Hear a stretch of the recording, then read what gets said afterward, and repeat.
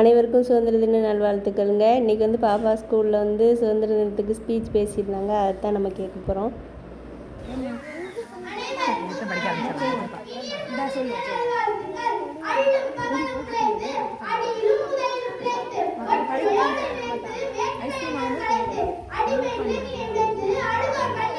ரொம்ப சூப்பராக நல்லா இருக்கு.